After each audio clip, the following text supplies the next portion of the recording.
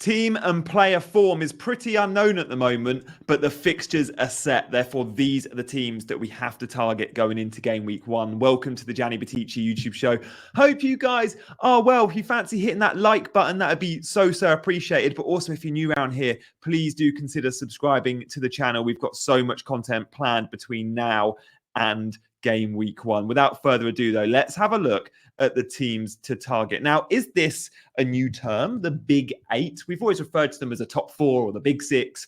But actually, when I look at teams like Newcastle and Aston Villa, we have to consider them, I think, Big 8 teams. And 8 is important because it's these 8 teams that we're pretty much picking the core of our teams, our squads from. When you look at your 15-man squad, I almost guarantee like around close to sort of 9-10 players at least are going to be from these 8 teams. So let's concentrate on them, but then also consider some others in just a sec. So stay tuned for that. So I've put this in difficulty order from the first 5 game weeks. Now you could look at 6, 7, 8, 10, of course. And as you do that, difficulty ratings change. For example, if we were taking away game week 1 and doing this from game week 2 to 5, Chelsea's rating would shoot up. But because they've got Man City game week 1, they're a little bit lower. But let's just take the first 5 weeks. The reason I like 5 is many end up wildcarding by game week 5.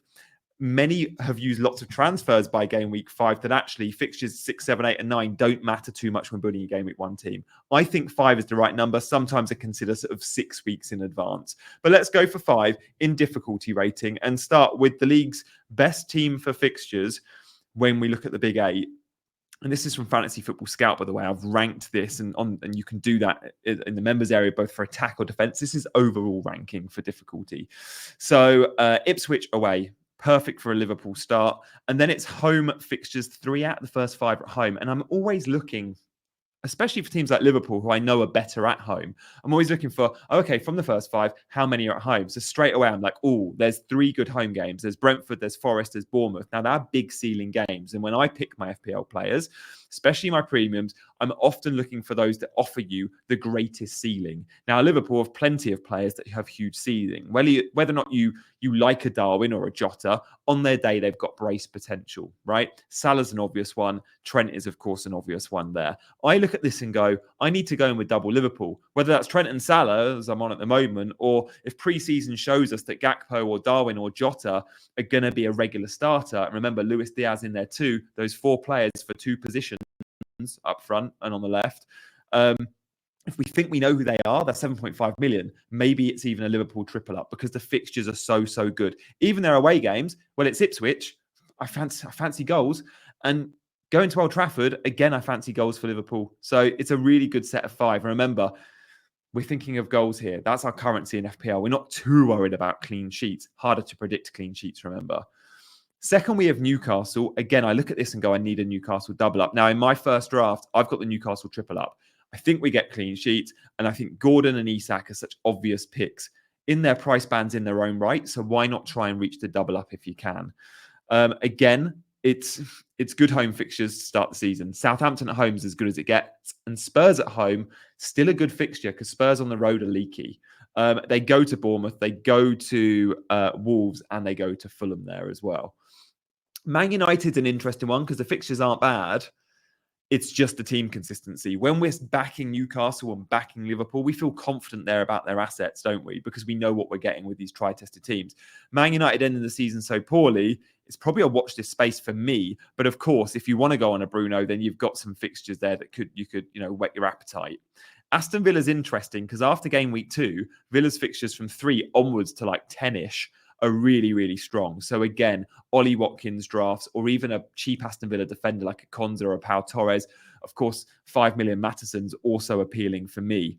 And then Chelsea and Man City, the ticker looks way better for them when you take out the first game. But in that first game, let's not forget, Chelsea-Man City at Stamford Bridge last season was 4-4. So again, don't look at that fixture and go, oh, City will struggle to score or Chelsea will struggle to score. Well, last season it was 4-4. And then the fixtures are really nice, like for Chelsea especially. I look at Crystal Palace at home, go into Bournemouth, go into Wolves. They're not bad fixtures. Go into West Ham. Again, they're fixtures, I think, with goals. We don't know too much about Maresca, but I definitely want to cover the Chelsea attack. If I can't reach Palmer, and Kunku's obviously the man.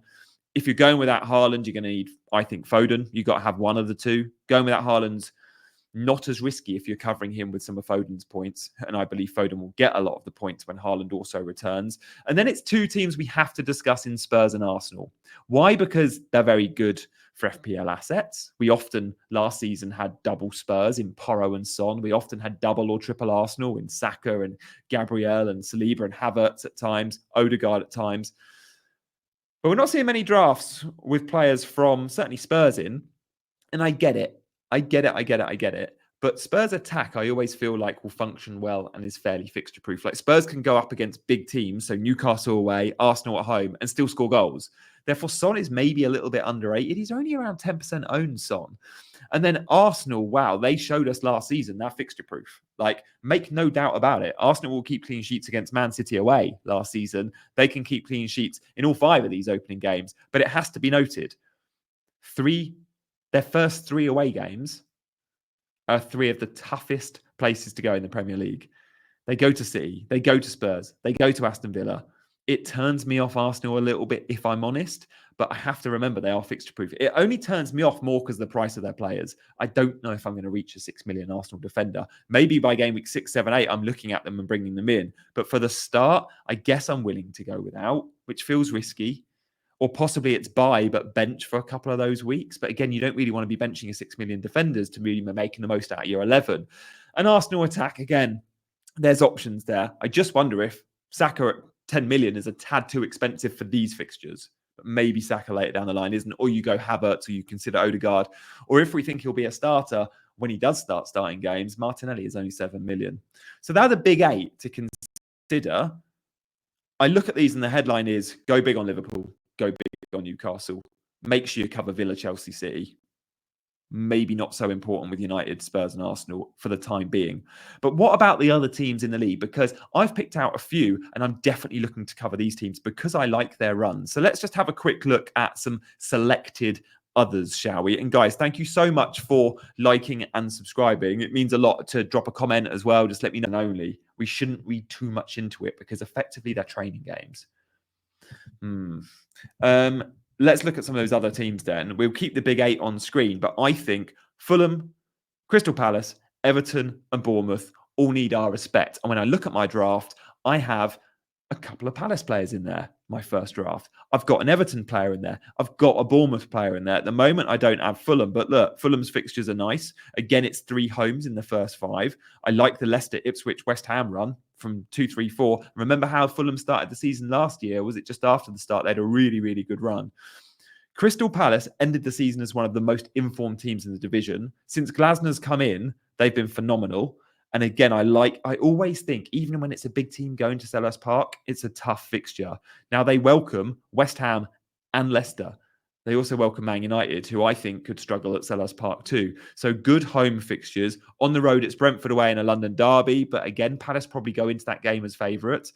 And then Chelsea away, yeah, maybe they're the underdogs in that fixture. But it's a good run for Palace, who, remember, have very good priced assets, especially at the back. Anderson and Gahey are 4.5. The keepers are 4.5. I think Eze at 7 is great value. Palace are a team we have to respect going into the start of the season because of what we saw from Glasner for the run-in last time out. Everton were a top 5 defence last season, by the way. So were Palace, by the way.